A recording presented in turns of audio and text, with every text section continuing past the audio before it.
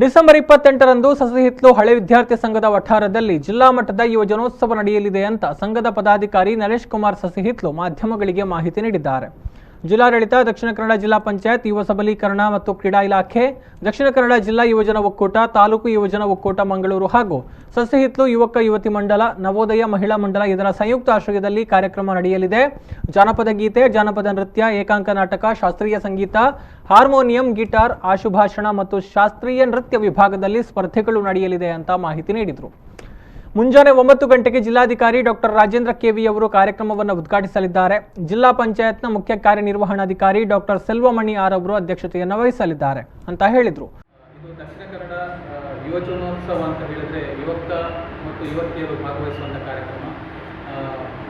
College ವಿದ್ಯಾರ್ಥಿಗಳು ಅಥವಾ ಯುವಕ ಯುವತಿ ಮಂಡಲ ಸದಸ್ಯರ ಇತರ ಯಾವುದೇ ಸಂಘ ಸಂಸ್ಥೆಯ ಯುವ ಪ್ರತಿಭೆಗಳು ಕೂಡ ಇದರಲ್ಲಿ ಭಾಗವಹಿಸಬಹುದು. ಇದು ಜಿಲ್ಲಾ ಮಟ್ಟದಲ್ಲಿ ಆಗ್ತಾ ಇರುವಂಥ ಒಂದು ಸ್ಪರ್ಧೆ. ಜಿಲ್ಲಾ ಮಟ್ಟದಲ್ಲಿ ವಿಜೇತರಾದವರನ್ನು ರಾಜ್ಯ ಮಟ್ಟಕ್ಕೆ, ಅಲ್ಲಿಂದ ವಿಜೇತರಾದವರು ರಾಷ್ಟ್ರ ಮಟ್ಟಕ್ಕೆ ಹೋಗುವಂಥ ಅವಕಾಶ ಈ ಯುವಜನೋತ್ಸವದಲ್ಲಿ ಇದೆ. ಜಿಲ್ಲಾ ಮಟ್ಟದಲ್ಲಿರುವಂಥ ಎಲ್ಲ ಯುವಕ ಯುವತಿ ಮಂಡಲಗಳು ಜಾನಪದ ನೃತ್ಯ ಆಗಿರ್ಬೋದು, ನಾಟಕ ಆಗಿರ್ಬೋದು, ಅಥವಾ ಶಾಸ್ತ್ರೀಯ ನೃತ್ಯ ಅಥವಾ ಶಾಸ್ತ್ರೀಯ ವಾದ್ಯ ಪರಿಕರಗಳ ಸ್ಪರ್ಧೆಯಲ್ಲಿ ಭಾಗವಹಿಸಲಿಕ್ಕೆ ಅವಕಾಶ ಇದೆ.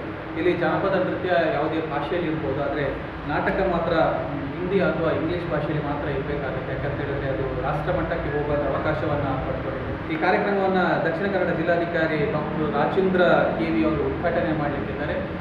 ಜಿಲ್ಲಾ ಪಂಚಾಯತ್ನ ಮುಖ್ಯ ಕಾರ್ಯನಿರ್ವಹಣಾಧಿಕಾರಿ ಡಾಕ್ಟರ್ ಸೆಲ್ವಮಣಿ ಆರ್ ಈ ಕಾರ್ಯಕ್ರಮದ ಅಧ್ಯಕ್ಷಸ್ಥಾನವನ್ನು ವಹಿಸಿಕೊಳ್ಳಲಿದ್ದು, ಯುವಜನ ಸೇವೆ ಮತ್ತು ಕ್ರೀಡಾ ಇಲಾಖೆಯ ನಿರ್ದೇಶಕರಾಗಿರುವಂಥ ಪ್ರದೀಪ್ ಡಿಸೋಜ್ ಅವರು ಮತ್ತು ಕನ್ನಡ ಸಂಸ್ಕೃತಿ ಇಲಾಖೆಯ ಸಹಾಯಕ ನಿರ್ದೇಶಕರಾಗಿರುವಂಥ ರಾಜೇಶ್ ಬಿ ಇವರೆಲ್ಲರ ಉಪಸ್ಥಿತಿಯಲ್ಲಿ ನೆಹರು ಯುವ ಕೇಂದ್ರದ ಸಮನ್ವಯಾಧಿಕಾರಿಯಾದ ರಘುವೀರ್ ಸೂಟರ್ಪೇಟೆ ಇವರೆಲ್ಲ ಈ ಕಾರ್ಯಕ್ರಮದಲ್ಲಿ ಭಾಗವಹಿಸಲಿಕ್ಕಿದ್ದಾರೆ. ಪತ್ರಿಕಾಗೋಷ್ಠಿಯಲ್ಲಿ ಸಸಿಹಿತ್ಲು ಹಳೆ ವಿದ್ಯಾರ್ಥಿ ಸಂಘದ ಅಧ್ಯಕ್ಷ ಮಾಧವ ಶೆಟ್ಟಿಗಾರ್, ಯುವಕ ಮಂಡಲದ ಅಧ್ಯಕ್ಷ ಪ್ರವೀಣ್, ಸಂಘದ ಉಪಾಧ್ಯಕ್ಷ ಸತೀಶ್ ತಿಂಗಳಾಯ, ಸಂಘದ ಮಾಜಿ ಕಾರ್ಯದರ್ಶಿ ಅನಿಲ್ ಕಾಂಚನ್, ಪ್ರದೀಪ್ ಎಸ್ಆರ್, ಪದಾಧಿಕಾರಿ ನರೇಶ್ ಕುಮಾರ್ ಸಸಿಹಿತ್ಲು ಉಪಸ್ಥಿತರಿದ್ದರು.